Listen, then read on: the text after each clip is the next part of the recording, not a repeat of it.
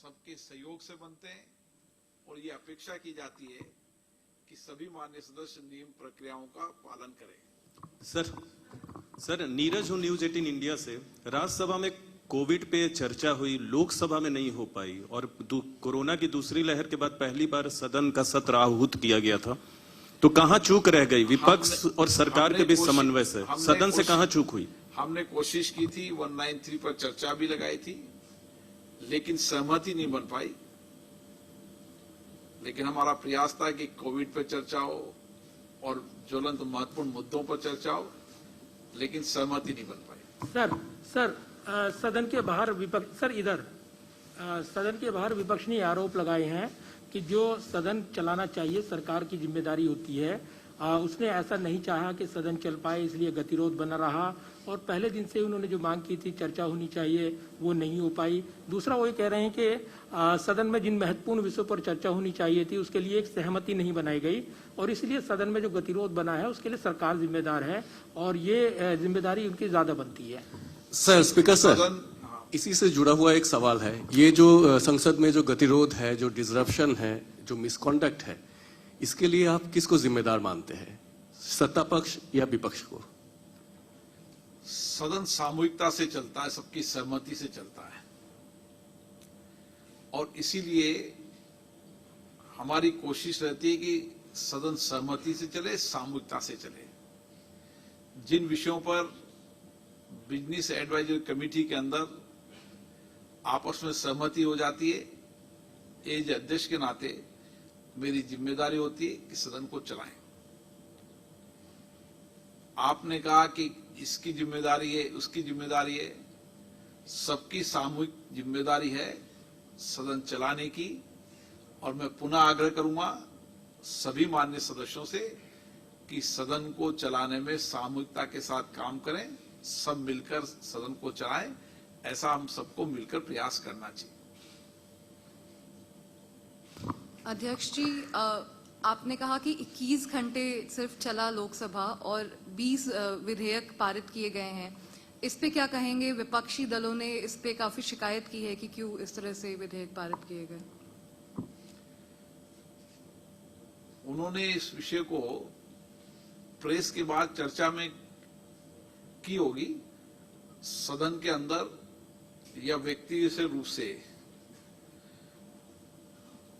उन्होंने कहा कि विधेयक पर चर्चा होनी चाहिए, लेकिन वो विधेयक पर चर्चा करने के लिए सदन व्यवस्थित चलना चाहिए। मैंने हर बार कहा कि जिन विधेयकों को, महत्वपूर्ण विधेयकों पर आप चर्चा करना चाहते हैं अपनी अपनी सीट पर जाएं, मैं उन विधेयकों पर पर्याप्त समय, पर्याप्त अवसर दूंगा।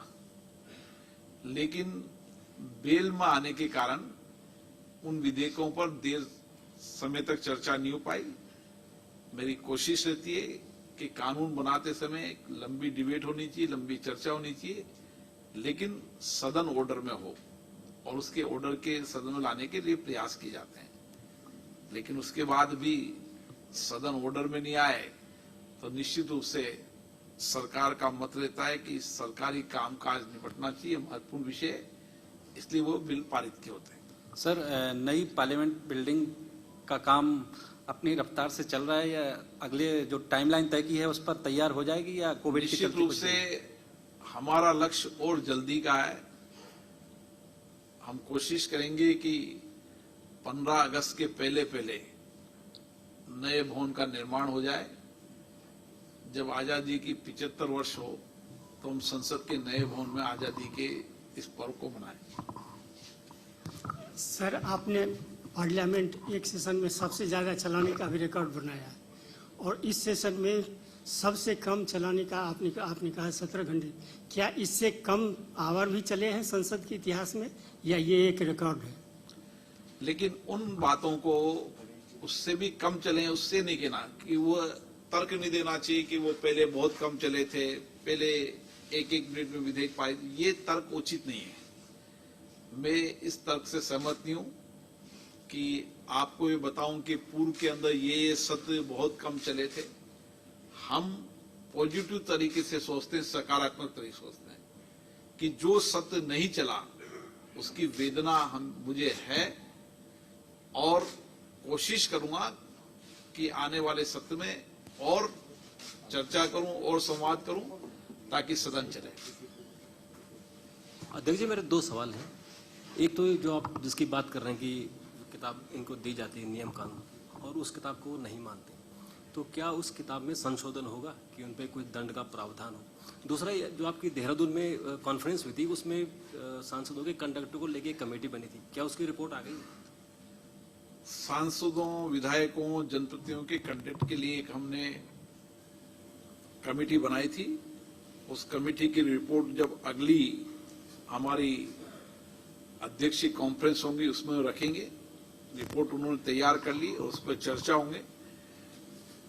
मेरा मानना है कि जितने भी पीठासीन अधिकारी हैं वो समस्त पीठासीन अधिकारी इस मत के हैं कि सदन में बेल में नहीं आना चाहिए, तख्तियां नहीं लेना चाहिए, नारेबाजी नहीं करना चाहिए। कई विधानसभाओं में इसमें कठोर कानून भी बनाए और कठोर कानून की पालना भी की जा रही है। हमारे यहां भी नियम के अंदर ये लिखा हुआ है कि तख्तियां, नारेबाजी ये सदन की गरिमा के अनुरूप नहीं है। उसमें कार्रवाई करने की भी नियम प्रक्रिया का हिस्सा है, लेकिन सदन में कार्रवाई करने से सदन नहीं चलता। सदन चलता है संवाद से, चर्चा से, सहमति से। इसलिए मैं प्रयास करता हूं कि किसी भी माननीय सदस्य के खिलाफ मुझे कार्रवाई न करना पड़े। चर्चा, संवाद से सहमति सदन चले तो उचित रहेगा।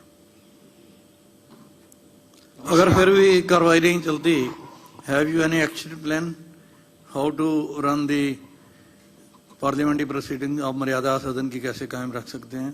कोई एक्शन प्लान नया बना रहे हैं? एक्शन प्लान के लिए हम शीघ्र नियम समिति की बैठक करेंगे। उस नियम समिति में कोशिश करेंगे कि सब दलों की सहमति हो और सदन चलाने के लिए क्या क्या नियमों में परिवर्तन हो सकता है और नियमों की कठोरता से कैसे पालना हो, इसके लिए सभी दलों से बात करेंगे और भविष्य के अंदर सदन चले इसके लिए और दलों से संवाद करेंगे, चर्चा करेंगे ताकि सदन चले भी सही और उत्पादकता भी अधिक रहे। सर नमस्कार सर, एक आखिरी सवाल जी। जिन सदस्यों ने मर्यादा भंग की, आप बार बार इस बात का जिक्र करते, क्या इस बार कार्रवाई न करके आपने उनको माफ कर दिया? कार्रवाई करना तो अंतिम परिणाम है। हमारी कोशिश रहती है कि ऐसे मान्य सदस्यों से आग्रह करता हूं, कुछ पहली बार आए हैं, कुछ वरिष्ठ सदस्य हैं, कि आप संसद की गरिमा को बनाए रखें, इसकी मर्यादा को बनाए रखें। उनको व्यक्तिशः रूप से भी जिस घटना की चर्चा करें, मैंने व्यक्तिशः बुलाकर भी बात की है। मैंने दलों के नेताओं से भी आग्रह किया है कि जो माननीय सदस्य लगातार सदन की कार्रवाई को बाधित करते हैं या सदन में असंसदीय कार्य की गतिविधियों में प्रोत्साहन करते हैं, उस पर चर्चा होना चाहिए। सभी दलों से मैंने व्यक्ति से कहा, कोई माननीय सदस्य एक बार उसके खिलाफ कार्रवाई हुई, 2 बार कार्रवाई, फिर भी लगातार वो सदन की मर्यादाओं को उल्लंघन करते हैं, और चर्चा करेंगे। सभी दलों से कहा है कि इस पर बैठकर सहमति बने।